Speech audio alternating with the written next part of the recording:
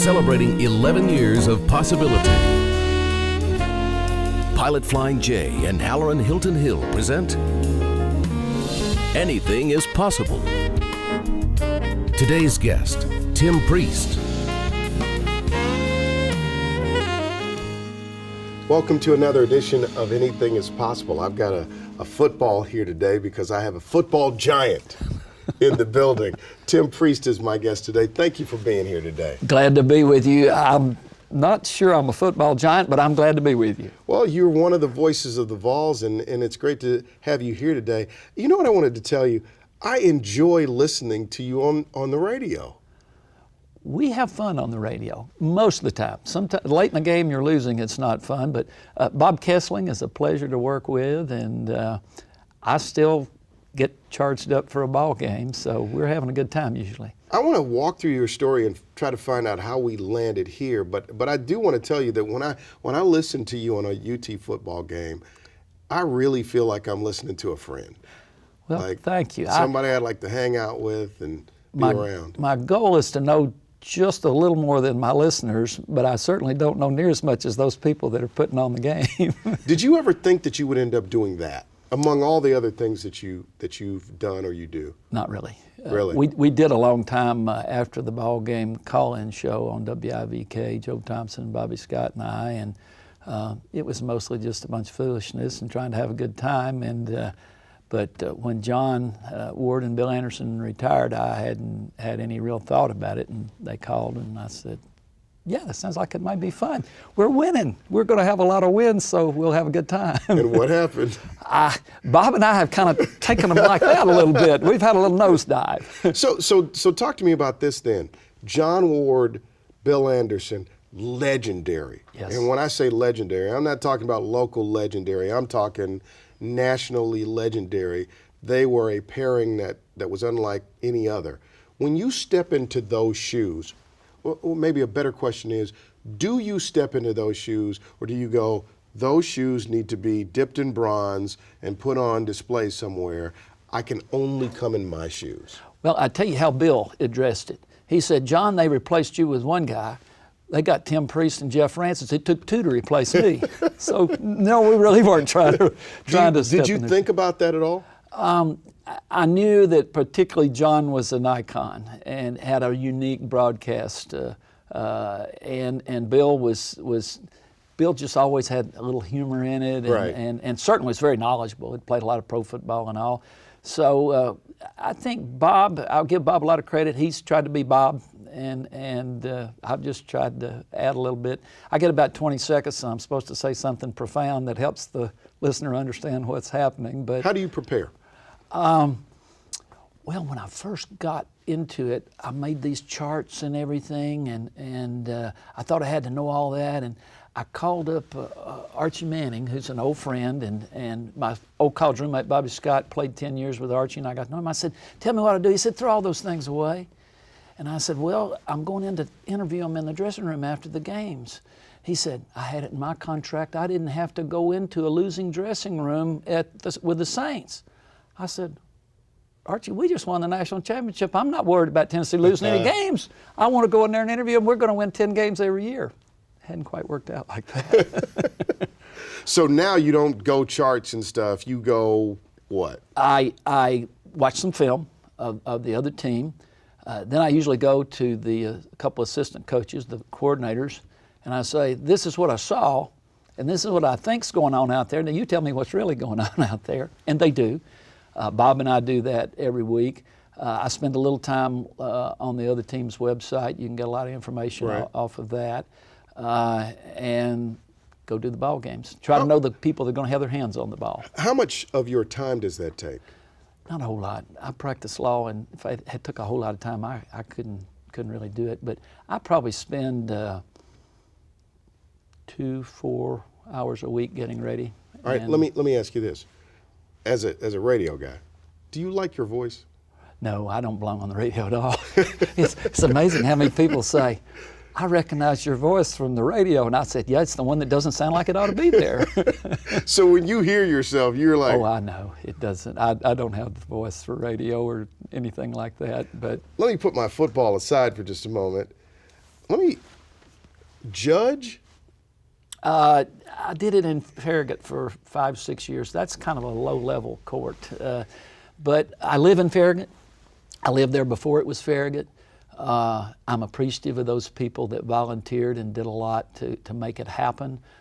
Mike Haynes, a lawyer friend who was an alderman for a long time, called me and said, "We need a new judge. Why don't you help us?" And I thought, I've benefited from what a lot of other people Right. done. I could give them a few years, and so I did. That's one thing that I didn't know was that you were a judge. Didn't put anybody in jail. Yeah. All right, I want to talk about your life. I want to talk about where you're from and where you grew up because, like I told you, and this may seem just kind of goofy, but I'm just going to go with it. I like you. You have a nice, likable sheen on you. I try to get that out in front of juries. Doesn't always work. Doesn't always work. Where are you from? I'm from Huntington, Tennessee. Where's that? It's in West Tennessee, about midway between Nashville and Memphis, far side of the river. Where Population? 4,500 maybe. A lot of cotton, a lot of soybeans, a lot of corn. And what did your parents do? My dad actually graduated law school at UT, but they bombed Pearl Harbor about that time, and he went off to the war. Never practiced. My granddad had a Ford dealership, small town Ford dealership. So my dad, I think reluctantly went to work there. And later, he died when I was 15. But, sorry. Yeah. We never still hurts apologize for sometimes. that. But he wanted to be a school teacher. And he became a school teacher, but died very shortly after.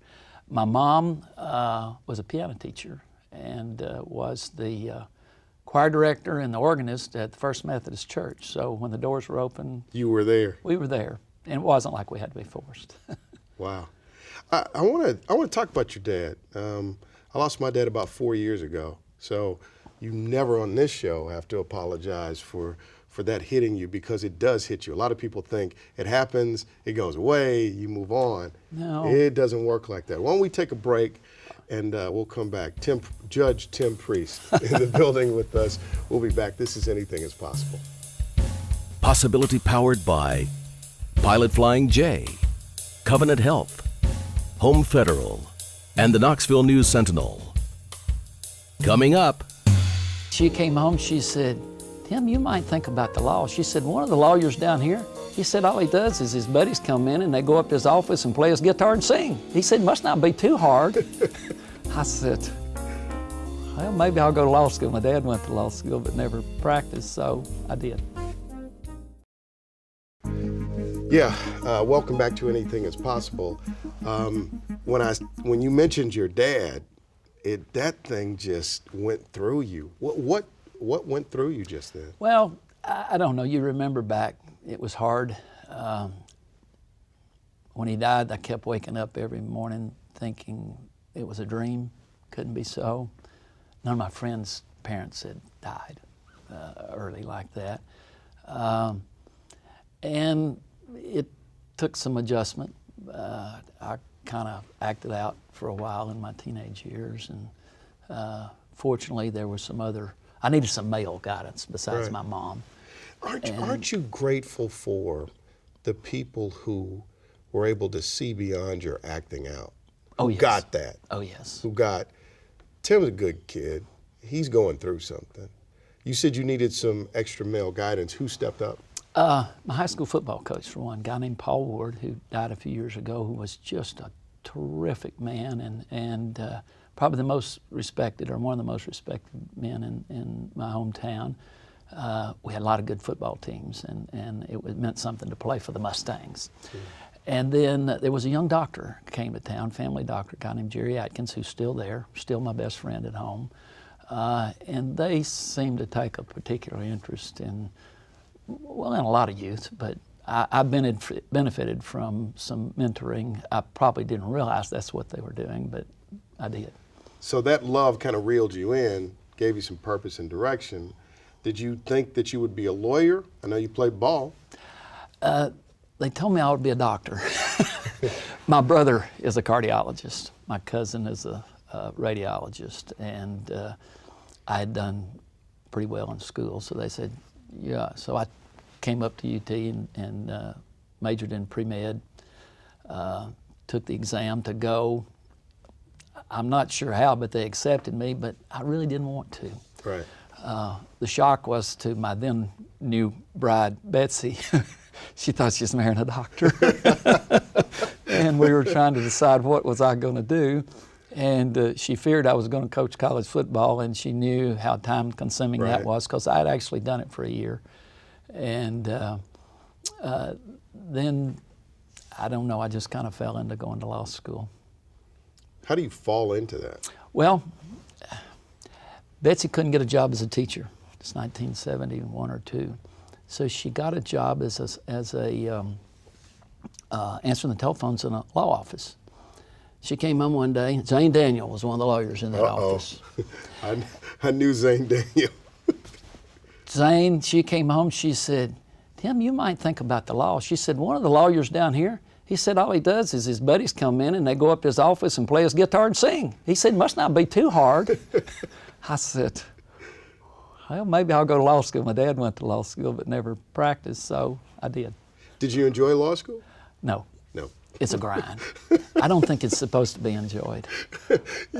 You were the first lawyer that I've ever talked to that when I asked that question didn't go, no, it wasn't that bad. You were just like, no. They're telling you what they think you want to hear. It's hard, but it's meant to be, because there's a lot of pressure practicing. Practicing's a whole lot more fun than law school, but it's intense. I'm getting ready to try a case now, and it's almost an agonizing process, because you're trying to be so thorough and cover every base, so detailed.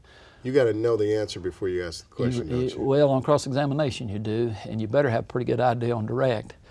But I'm fortunate. I've been with a really talented, honest, hard-working group of lawyers for many years, and I look forward to going down there every day. I like work. You've won a lot of, what kind of law do you do, by the way? I'm a trial lawyer. I represent people who are injured and seriously injured, and if it's somebody else has obviously done something wrong to cause it, we're after them, or their insurance. You've won a number of cases that were in excess of $1 million. How do you win the big case? You have good facts. is the best thing. Have a little luck. Sometimes the other side makes a mistake, maybe, and you're able to take advantage of it. Have good people, represent good people. Juries identify with your client. Have credibility. Don't try to sell something that's not going to be bought. But mainly preparation. You just really work hard. It's kind of like the game of football. It is, but it's not over as quickly. You don't win or lose as fast. Right. Sometimes you're in a trial for weeks at a time, and is it not much sleep. Emotionally grueling? Yes, the trials are easier than the preparation, really. By the time you get to the trial, everything's moving so fast. You've got to have that next witness ready, have your exhibits ready, know what you're going to say to a jury before and after, how to deal with, anticipate evidentiary issues, know the idiosyncrasies of your judge. But the trial moves at such a fast pace, it's usually kind of fun, although I've had that sinking feeling in the middle of the trial a few times too. Ooh, this one is not gonna... Like, could that witness have a heart attack, before they kill me? But the preparation is much more angst than the trial. When we talked prior to today's interview, I got this real sense of joy that you love working, that you love your work. I think there could be places I could be practicing law I wouldn't, but I partnered up with a guy named Bob Pryor and a guy named John Harbour some years ago. Bob is one of the more talented individuals in any way that I've ever known. Great sense of humor. After some time, we've actually brought 3 sons of older lawyers in, and they're all smart, they're honest, they're talented, they work hard. So nepotism has been a really good thing at our place. And when you're going to work where your son is and where people that you have a lot of respect for and enjoy being around, I think we laugh a little more than some law offices do. You learn to laugh with your wins and about your losses sometimes too, even though they sting. Yeah. You got to be able to do that a little bit. You got to be able to, or you'll grind yourself to death. Tim Priest is my guest. This is Anything is Possible. We'll be right back. Coming up. You know from right from wrong. I see young lawyers and they talk about the code of professional responsibility. I said, most of the time, if it feels right, it is. You can do it. If it feels wrong, it's not. It's not as hard as that book makes it seem like sometimes. Tim Priest is my guest this week on Anything is Possible. Thank you for being here. Glad to. One word for you, and I put an exclamation point next to this, or mark next to it. Betsy. Blind date. Really? One of my teammates in college on my freshman team had gone to high school with Betsy, and he kept saying, I've got just the girl you need to have a date with.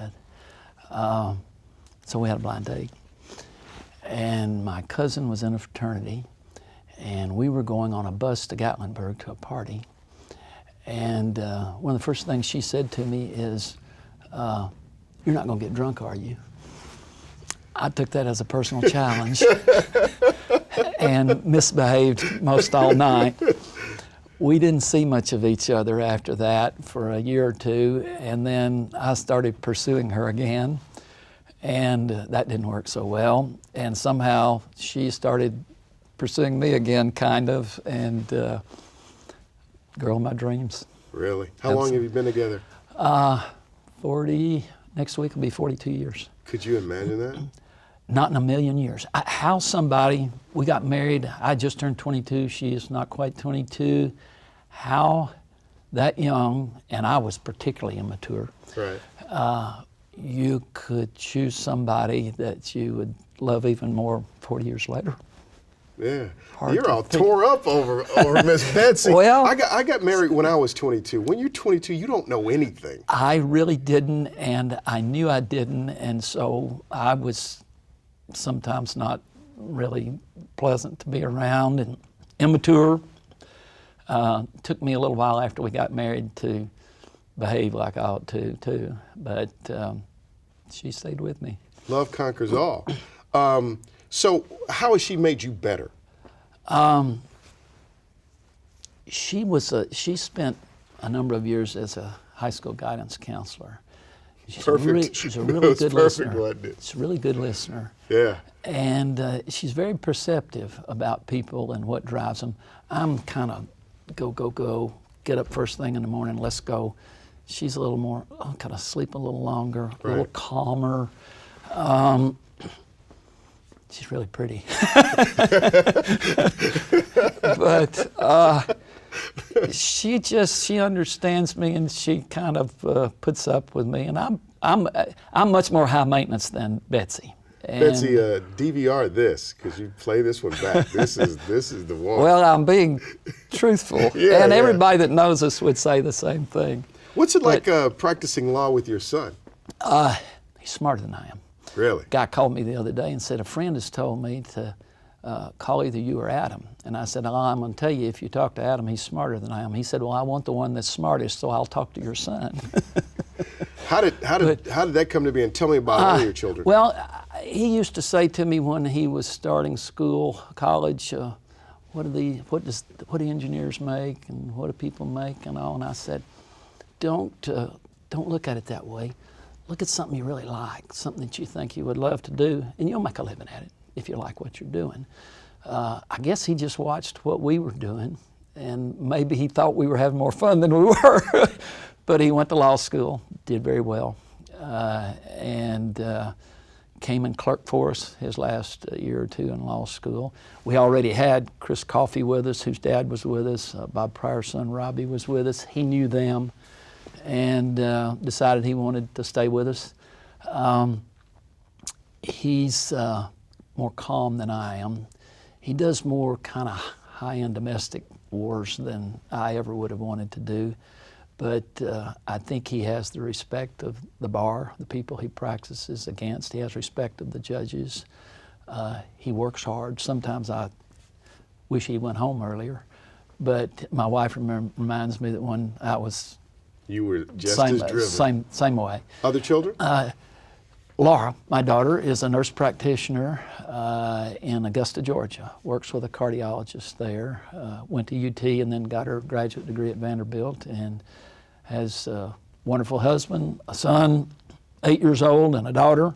Son is crazy about Tennessee sports at that age. And then Adam has 2 girls that are wonderful, smart. All my grandchildren are beautiful, just perfect. They almost can do no wrong, and they're smart and athletic, and we're crazy about them.